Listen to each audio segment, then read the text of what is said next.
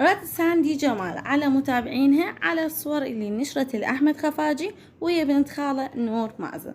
مرحبا متابعينا الجديد بالقناة، خلي لايك واشتراك وفعل الجرس حتى يوصلك كل جديد. مثل ما شفتوا بالفيديو اللي نشرتكم اياه الأول، انه ساندي ردت على المتابعين وقالت لهم انه هم أقرباء ولازم يصورون سوية، والناس ما حبت تعليقها وكلها ردت وقالت طفلة جدا وعقلها بسيط، كل تصرفاتها تشير لذلك. تحديدا هذا التبرير، مسكينة وقعت بين ايدين هذا الكائن المتعجرف الغبي، قصدهم احمد الخفاجي.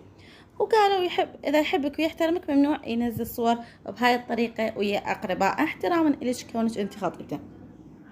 تعليق لك قال ما دام حكيتي هيك معناتها حتى هي مقهورة، وعلى العموم هي حياتها الشخصية وانت عرضتها على الكل، فمجبورة تتحملين رأي الكل، مو صرتي لهنا وقلتي حرية الشخصية وغيرها.